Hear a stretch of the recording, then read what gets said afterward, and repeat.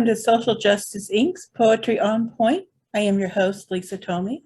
I would like to thank Living Poetry for the platform from which to produce this program. Thank you to our esteemed poets for agreeing to present tonight, and thank you all for attending. I would like to ask that you mute your mics during the performances, but you can always use gestures of approval, including the reactions at the bottom of the screen. After we are finished, we'll invite you to open up your mics and express yourselves. Social justice is something that is near to our hearts and is often the theme of poets and has been for generations. 2021 has become a pressing time for expressions given the events that visit the media and real life every single day. Every single day we're hearing about one more person getting shot. Every single day somebody is suffering because of loss in their family. Every single day, somebody has stopped breathing, and we have to do something about it. We have to say something about it. I was not planning on reading tonight, but I will be reading one poem to start us off. It came about after we lost George Floyd. It is called The Luxury of Lungs.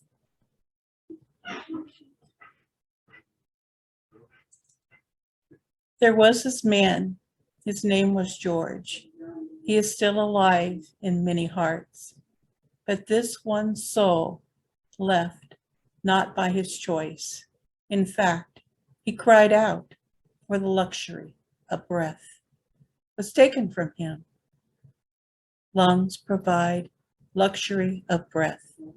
This luxury is afforded to all who choose to breathe until a natural death, until someone takes power away and someone is left begging to live, crying to his mother, I can't breathe.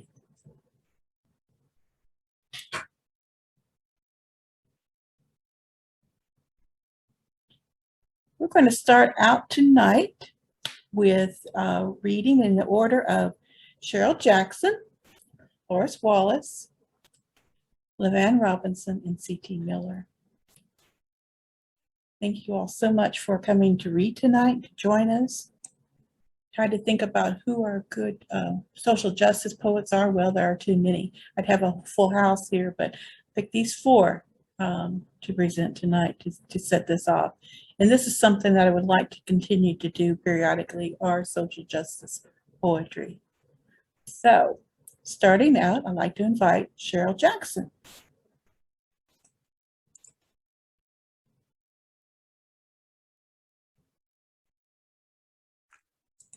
Okay, I'm Cheryl Jackson, and I'm going to perform, or I'm going to read Simmering Black Fury tonight. I am astounded how folks sitting in their living rooms can actually be so far removed and disengaged from the fires erupting in the souls of Black folks. You want to know why buildings are going up in flames, people storming the streets, looting, and destroying their communal neighborhoods? Where have you been the last 30 years since Rodney was first filmed, being publicly beaten within an inch of his life by white law enforcement in the streets of Los Angeles? That agonizing, internal, simmering rage carried around daily by Black folks has been building for 30 long years. Nothing was addressed then, and now the cauldron of inequality and injustice, like lava, has completely boiled over. I can't breathe. I can't breathe. Say their names, say them. George, Ahmaud, Brianna, Eric, Sean, Trayvon, Tamir, Jordan, Michael, Blando, Freddie, Sandra, Oscar, John, Walter, Laquan, Amadou, Corey, Yvette, Jonathan, Keith, Betty, Kevin, Nathaniel, Alton, Tiara, Jamar, Richard, Leroy, Miguel, Dante, and so many, many more names that could have been listed, all driving headline news cycles for days and weeks on end. 30 years since watching Rodney have his head pounded with nightsticks, wielded by white police officers. The world really wants Black folks to not believe our lying eyes.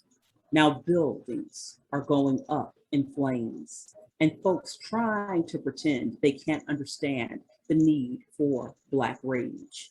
I just cited 30 names of how and why the cauldron is bubbling over with Black fierce indignation.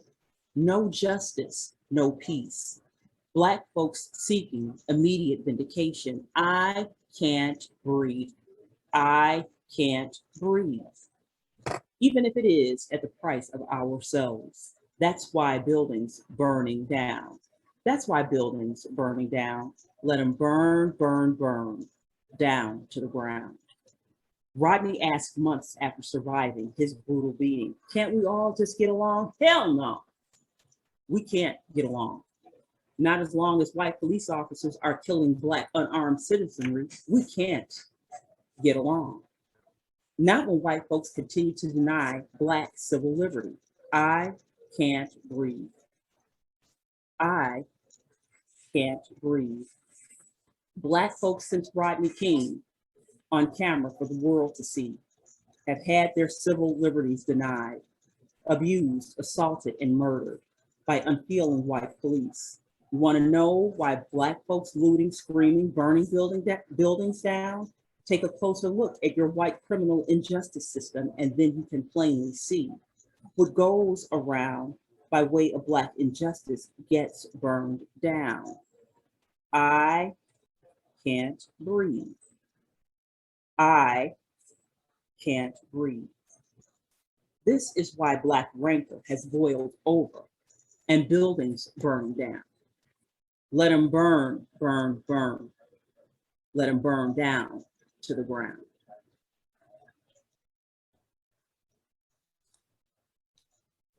Thank you. Thank you so much. Our chill bumps on point. Thank you. Loris. Okay. My poem is entitled I Can't Breathe. And it goes, I'm choking on your mendacity, and I'm tired of this atrocity fueled by your audacity and your police brutality. While you hide behind your deluded, demented, illegitimate executive power, you cower as the people take their last breath. You lie and you tell us you have done your best. Every day we watch you play politics, creating your illusions, spewing confusion. You pimp and parade, acting out your charade, pointing your fingers and waving your hands while the people are dying across the land. The land of the free and the home of the brave has now become the United States of graves. You deny and you accuse. You lie and you refuse. But we, the people, are the ones who lose. We lose our sons and our daughters, our mothers and our fathers. We lose our jobs and our hopes. As you say, it's all a hoax. Is this how you make America great? Or is this how you make America hate? Hate me because my life does matter. My intelligence, my skills, my talent, my labor have all made your pockets fatter. You call my peaceful marching and civil protest lawlessness, while your secret militia and vigilantes paint their faces and hide behind their cowardice. As you continue with your hateful, divisive rhetoric, we will continue to fight to get your knees off of our necks. Prolific, thank you. Thank you so much. Thank you. Levine?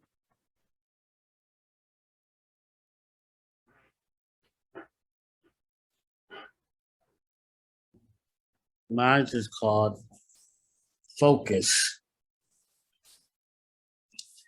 Twisted ideologies and bad decisions are a part of a society that among its citizens causes so much tension and great division. Hustling and grinding for a slice of prosperity where everyone is included in the pursuit of the American dream. The leaders make this so damn hard by setting up obstacles, both seen and unseen, to make you purposely stumble and fall. When caught up in the act and lies, they just bold-faced deny, and deny, while in secrecy, busy tallying up the great dividends they get for each and every life. Off the backs of the embattled and embittered taxpayers and poor, they enjoy their lifestyles, simple luxuries, while the poor in their anguish gets to enjoy pain, strife, and misery. When it's in the leaders' hands to share with the citizens the vast abundance of the resources with, they, out of rebuttal, claim to not or want anything to do with it, leaving many desperate, distraught, and utterly hopeless, wondering for them and their families where their next meal will come from, or will they lay their heads under the sun, being that this is their only and main focus. Thank you so much. Thank you. CT.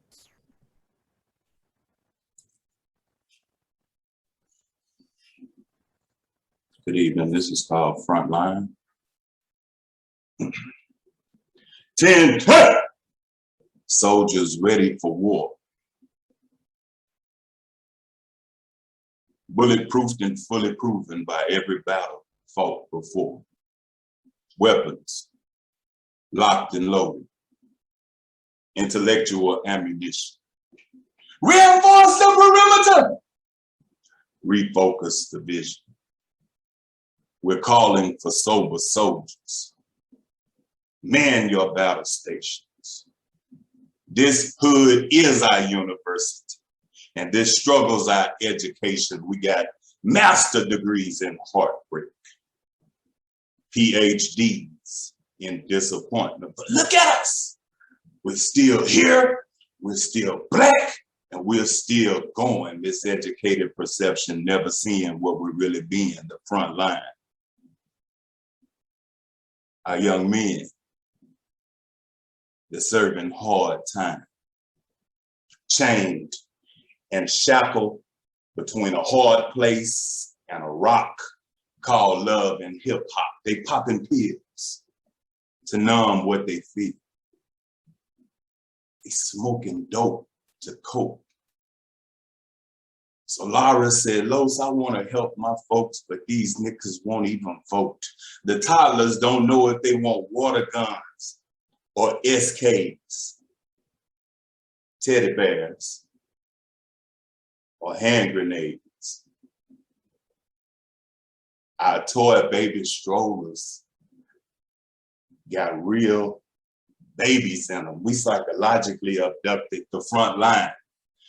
Fatigues, M16s and rucksacks. I'm nervous because if they keep shooting up my people, we gonna bust back. We living and dying every day. Waking up is scary.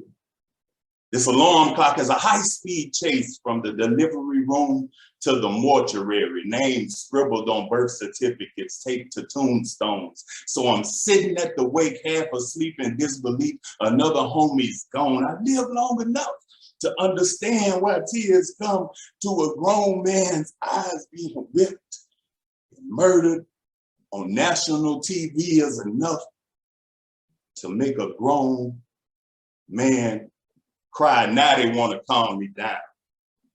Distract the focus now.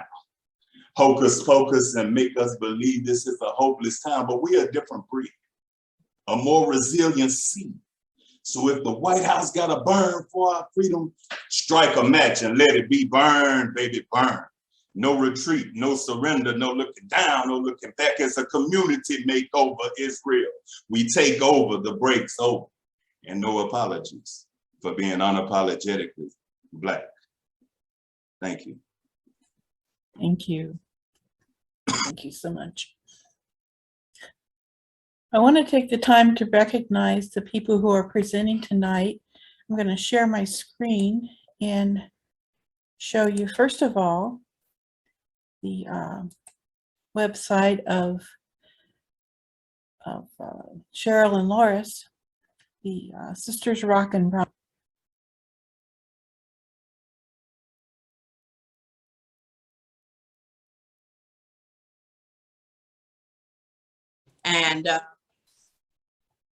And so we began writing what we were seeing and how we were feeling. And the book is really a tribute to our father. It is a way to try to understand what was going on in our life at the time.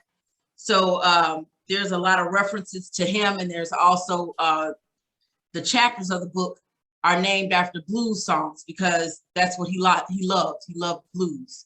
So a lot of the chapters, if you are a fan of the blues, you'll recognize they are a lot of blues titles. And our books also have a lot of heritage and cultural references in them. yes, So we use the blues music as not only a tribute to our father, who has now passed away, but we use that to weave a very rich and Afro-centric in connection story. And so we just use the music as a foil to help us tell that particular tale. Thank you. Thank you so much. And I put the link to the website in there. It's when I went to the website, tried to share it, that everything crashed. So I'm not going to try that again. So the next is Levine. I'd like you to tell us about what you were working on and where'd you go? Right here. Okay. Well, I mean, I'm just been writing. So basically, I'm working on the fifth book. It's a mixture of poetry, social justice, love, universal, conscious, unconscious thoughts. Just a thought of a poet. So basically, that's the fifth book, but I'm also writing plays and short stories now. About life in general, just being in,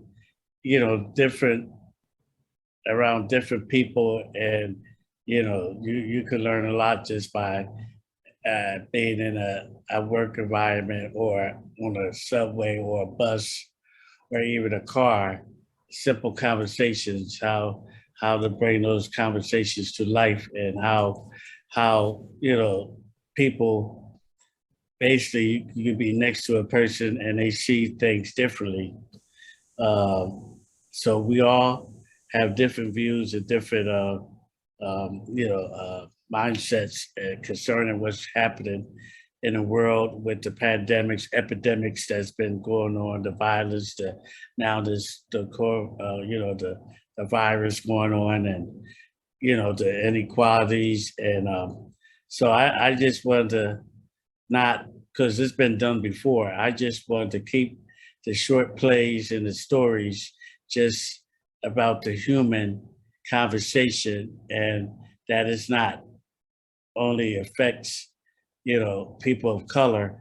Everybody's affected by what's going on, whether they're the oppressor or not. Everybody feels the bite of inequality and a world off balance, which it is, and the earth is. So I just try to, in my plays, short stories, try to keep it basic and touch and talk about the human spirit, what the transformation that people go through during these times when they're around people and when they're by themselves. It's two different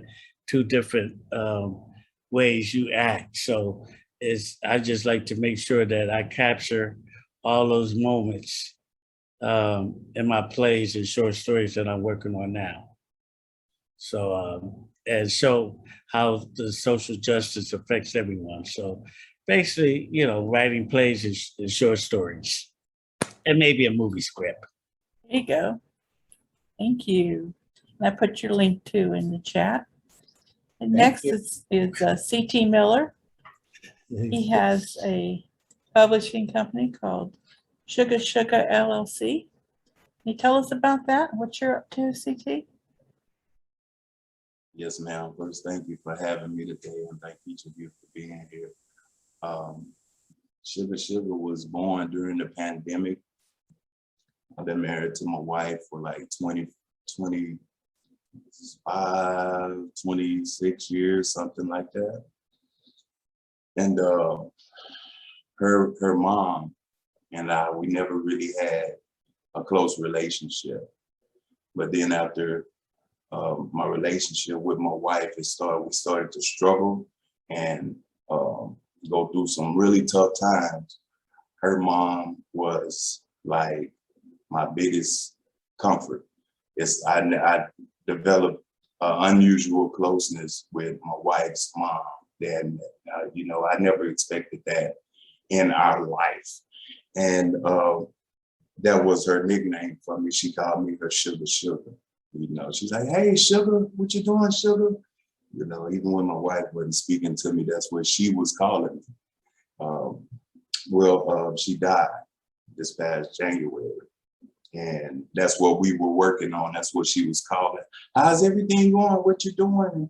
This generation before us, they don't really believe in like poetry and building lots of different types of business, because some of them didn't have ideas like that introduced to them. So it was hard for her to grasp that, but still, regardless of what she felt and what she grew up in, she still was there to encourage me to keep going and keep doing it. So that's what Sugar Publishing is there to encourage young authors, aspiring authors, writers. It helps develop them as writers, personally, individual, and it helps develop the writing, because more than anything, I would rather you be evolving as a person and growing more sound and more secure in yourself.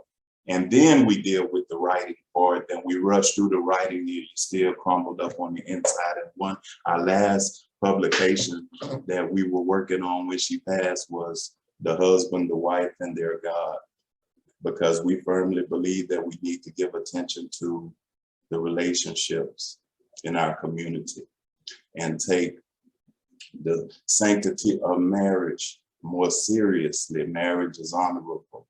And if we have crumbled homes, then we can imagine what the result's going to be in our community. So no wonder, will we ever have social justice? Will we ever be able to communicate as a people if the husbands don't honor the wives? Husbands, love your wives. And it's biblically, it's biblically based. You can find it on Amazon, and that's 20-something years of marital bliss and some other stuff. And we wrote it in honor of her, a blueprint for my son and his wife, who were married September 18th of last year. And anybody that's been married, they're married, having some troubles, they thinking about getting married, hopefully that book will be a go-to, especially the chapter on being unequally yoked. Before anybody get married, I think they need to go and take into consideration, am I yoked properly with this person? Everybody say we caught up on this whole thing where we're accepting differences that are unacceptable. So if you mess around and you tie yourself to somebody that you're gonna be in some trouble. So that's one thing about Sugar Publishing, and I'm just happy to be here today and looking forward to spending more time with each of you. Thank you. Thank you, CT. Wonderful, wonderful. And I put your website in there as well. I'd like you to actually start up our next round of poetry. Oh, okay. All right. This one's called The Covenant. Thank you. Called The Covenant.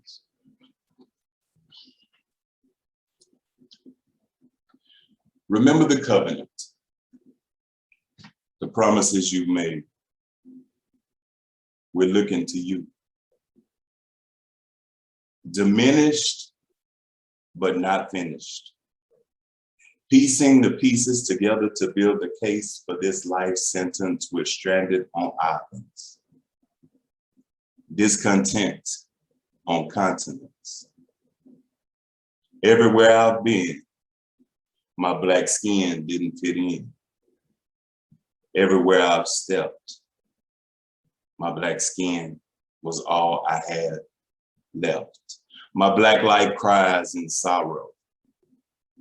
Increasingly incurable, my Black light cries for tomorrow, weeping, reaching for a broken-hearted people, saddened by the places we've been, scattered into distant islands, saddened by the sins that we've sinned. Bring us back again. Deliver as eyes have not seen. We've spent more history in captivity, stolen identity than we have as kings and queens. The transatlantic transformed, dismembered, and transgendered, surrendered with no defender, pretending we all good. We burning in this furnace like we gold. We all wood. Cinder blocks in stocks. Chained and shackled to reality. Them hoodlums stormed the Capitol and somehow they still mad at me. Enemy to society, because he know he Hebrew. Check the manifesto. You'll find out that he Jew. Yahuda, Levi, Ben Hamid, you'll find out that's me too. In Sudan, I'm the man. Along the Niger, them my niggas. The tracks lead back to the land of the Blacks, and the list keeps getting bigger. From the Tigris to Euphrates, we poetically connected. Where the sun numbs the equator, poetically reflected. Sent from Eden out of Eden, now we sleeping with the heathens grieving. Come now, let us reason together. Convene the meeting. Sit down at the table. Tackle these puzzle pieces, unshackle the unshakable, break up the unbreakable, take up the cross daily and make impossible makeable, Mesopotamian mixed up, scattered all over mixed up. In America banging like Democrats and hood rats, we all mixed up. This Gentile and shuffle sham like eat ham, it's a shame, a shiesty sham. Teaching sham to eat ham like it's a game, a shiesty sham. Leaving sham with Mizram like they the same. I only hope is Elohim. He knows who's who. Who he called, he know it. Who he chose, he'll show it. Shalom Akiyam Yashurah, the poet. Thank you. Thank you. Levine? Okay. This one is called One. The long-lasting effects of the Willie Lynch syndrome has been passed down from Black generations to generations. It's based on false manifestation of lies, brainwashing and controlling of the mind through fear, causing among ourselves all kinds of terrible and horrific complications. It is meant as an effective tool to turn us, yes, the seeds of humanity against one another back then, and even more so now. Its deadly and serious psychological damage can be felt fresh as when it was first introduced to keep the brothers in a state of self-hatred and completely down. All this and its system was enacted by sublime design. The head of the Black family and the structure was totally destroyed, which was the ultimate goal and ploy. The damage done spiritually, mentally, and physically to us, yes, humanity, cannot be reversed. for the delightment of the evil instigators that perpetrated this cruel attempt to dehumanize our being was well thought out as well rehearsed.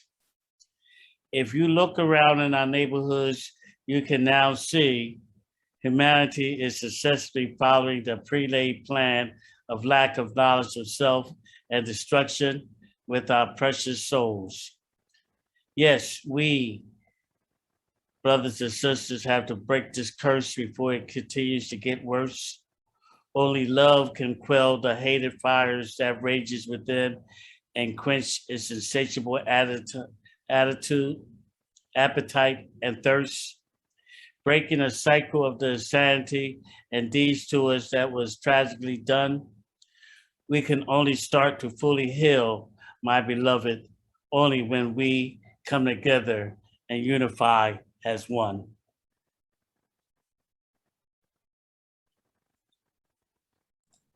Thank you. Thank you so much. I love that.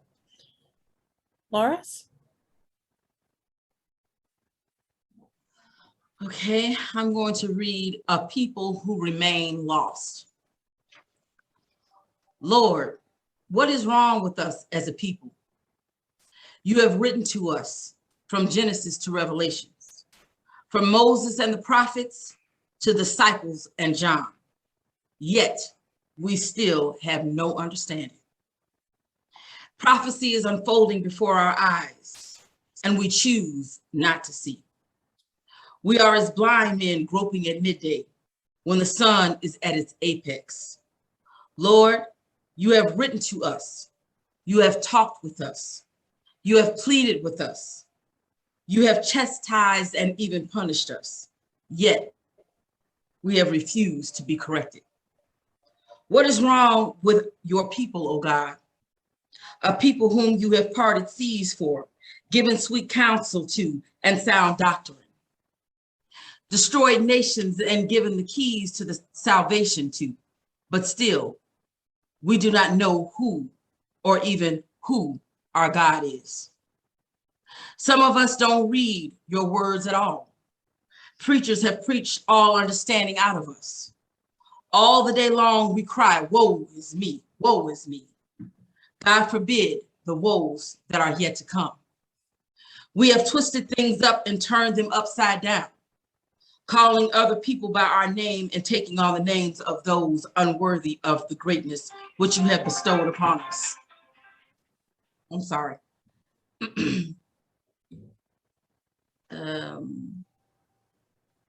We have advocated our position and have given it to those who are unlearned. We have traded our priestly robes for garments of shame, and we have sought refuge in the house of our enemies, expecting them to show us mercy. Lord, what will you do to us, your people, who have chosen the curses over the blessings? Will you be merciful toward us again? Will you give us back the glory of David and the wisdom of Solomon? Or will we forever remain in the valley of the dead? Thank you. Cheryl?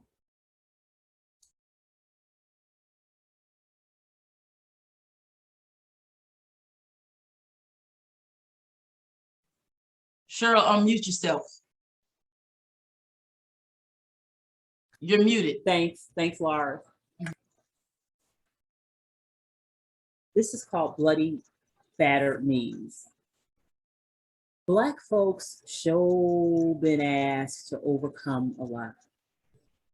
Slavery, emancipation, segregation, a harsh crack of masses' brutal whip, the dehumanizing stain and stench of founding fathers' cruel North Atlantic slave ships, subjugation, emasculation, castration, Jim Crow, hoods and sheets, police beatings, replaced with unarmed civilian shootings, Black folks placed in jail, many found dead, swinging within cold prison cells, poverty, disparity, white supremacy, separate and unequal. Black lives not worth a damn.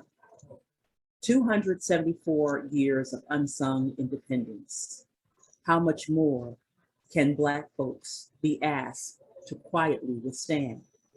We've marched, we sang. Despite all our suffering and pain, the trees are barer now. Black folks no longer swinging from blood-stained trees, just plain old exhausted from watching Black folks, my people, living life down on bloody and battered knees. Excellent. Thank you so much. Well, I have just a little bit of an ulterior motive that came up just recently. Actually, thanks to Zan John's brainstorming with me, or as some of my friends call noodling. We did a little conversation on the phone about what I was going to do with my next anthology. The next anthology of poetry that I'll be doing is about social justice. Probably I'm going to call it something like Social Justice Inc. or something similar to that. I ran that title by Cheryl for this presentation tonight, so I got her thumbs up approval. So I think that has a certain ring to it. So in the next couple months or so, I'll be putting out a call for submissions. So anybody feels inclined to want to share some of their social justice poetry for that, start writing because it's coming up. But I want to thank everybody for coming out tonight again. And let's go ahead and hit another round of poetry. And this time we'll start with, let me see my list. Actually, we're going to flip it back and start with Cheryl.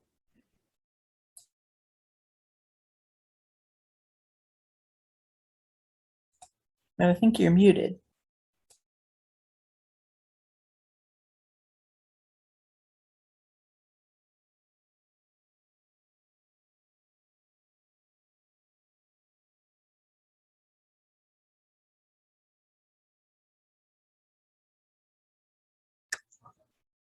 Okay, the third poem I'm going to read is called A Slave Master by Any Other Name. We bore the scars from the white slave master's whips across our backs. No longer 1619, but the preferred lynching methods now practiced by white police are kneeling upon very weak, weary, and fragile Black necks. Do I dare state what is most obvious? 2021. And Black folks still not free. Our documented plight and founding fathers' history. A slave master by any other name is still indeed a slave master, just the same. Thank you. Thank you. Loris. Okay, my third poem is called No Justice for Brianna. One life, two lives, three lives, four. There is no justice for Brianna anymore. We said her name to bring her fame, but justice has left us a stain. 194 days we waited just for the murdering cops to be exonerated. Blue lives matter while Black bodies drop, bending the laws to protect white racist cops. Murderous cops who shoot us while we sleep in our beds, put knees on our necks and bullets in our backs, then say the videos don't show the facts. They say they're here to protect and serve, but that kind of protection we don't want or deserve. We march and we chant, no justice, no peace, as they lie and hide with racist deceit. Our numbers increase as we attend funeral after funeral, while the man appoints coon attorney generals, covered in blackface, disgracing their race, shuffling to the GOP, whose ideology they embrace, hating themselves and their people, while promoting and enforcing this system of evil. One life, 2 lives, 3 lives, 4. There is no justice for us anymore.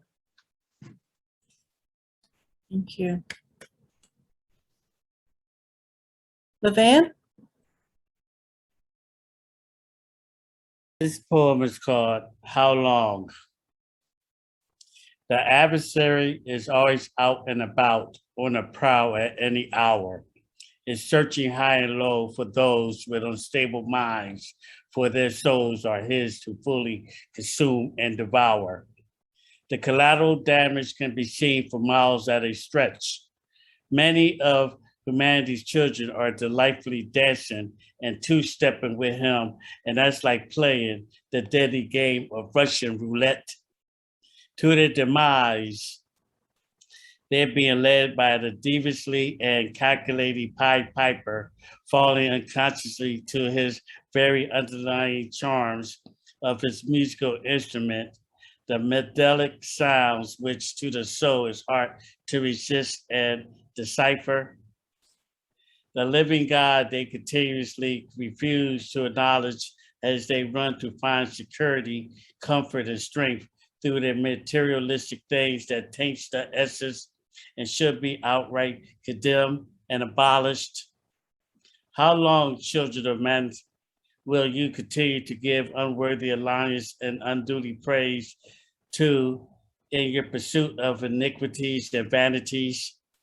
There's still a chance to change our ways and strive to bring forth love, peace, and unity in our destined days. Please take a look deep inside in order to find the strength and courage we'll need to persist in order to fully live and survive.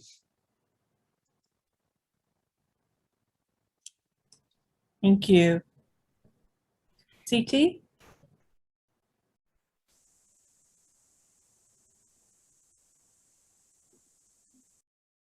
Okay, really, I mean, looking at another form of social injustice. And this poem is called Change.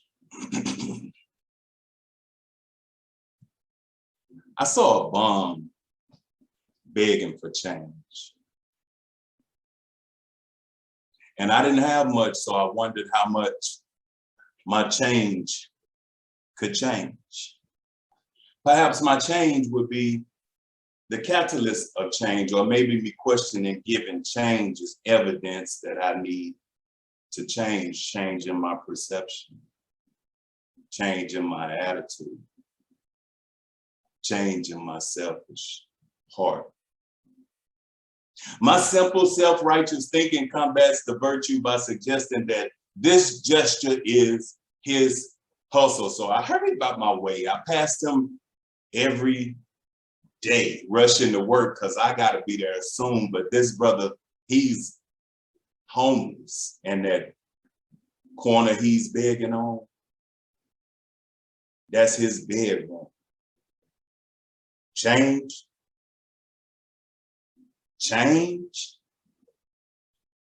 See, God pours on me continually without scarcity, loss, or lack. And in this moment, I could part with a very small portion. This is how I act. This annoyingly despicable Lazarus at the intersection, begging for crumbs, but judging from the actions and the reactions, you would wonder who's really the bum.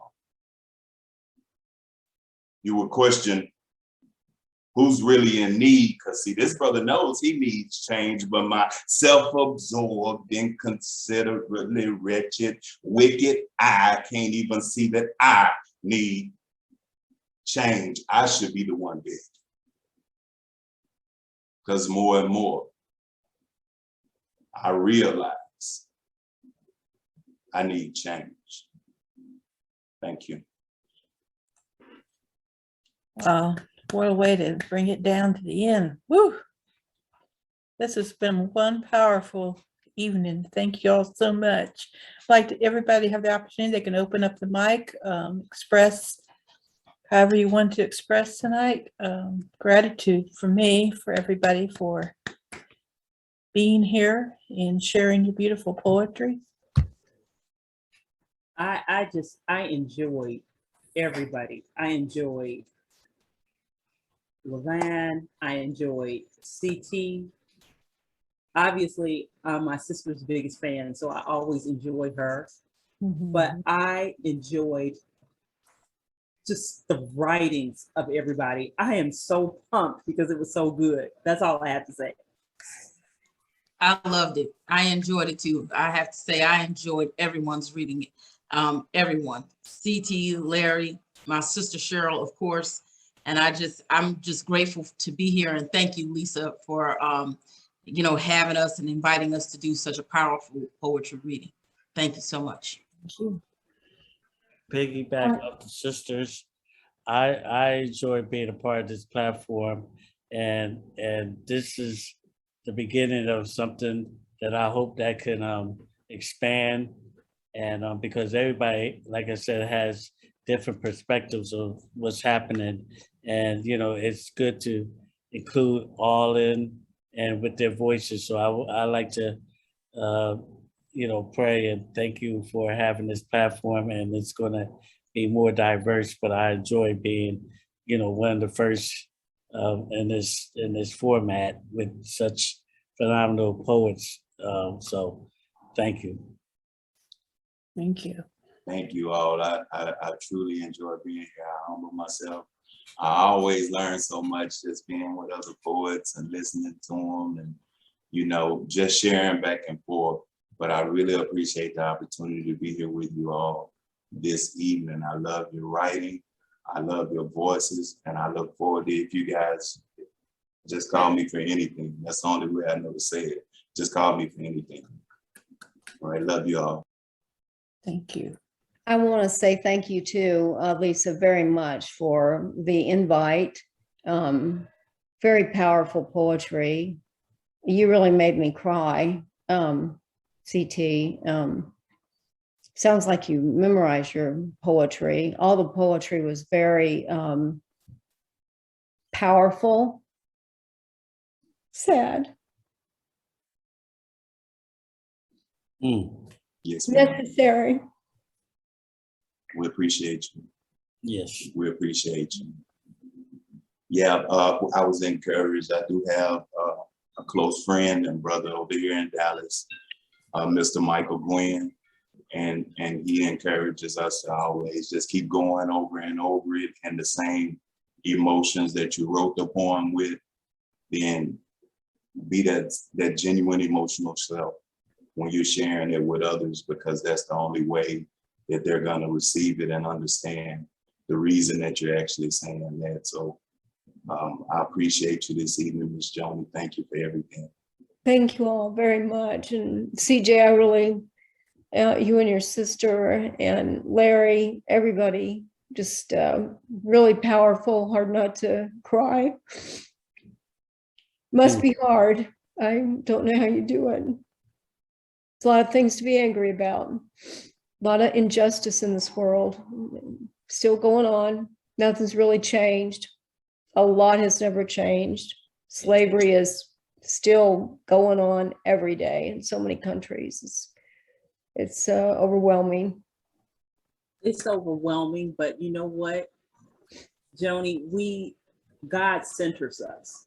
Right. And so even in all the despair and all of the helplessness and the pain, that is our center and our place of joy.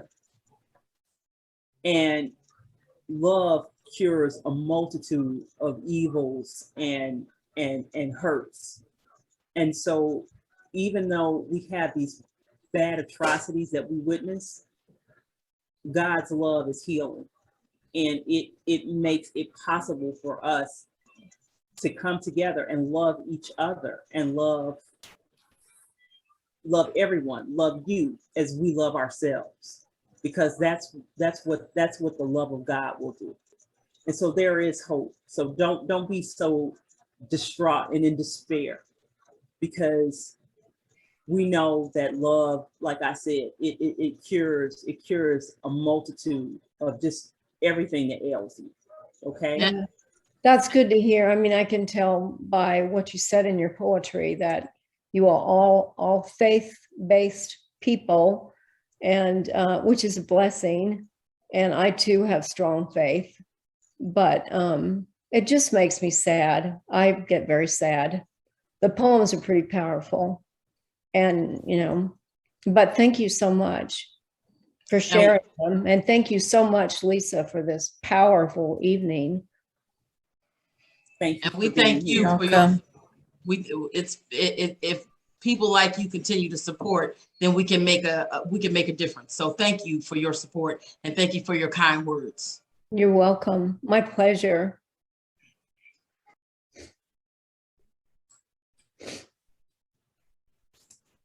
Okay.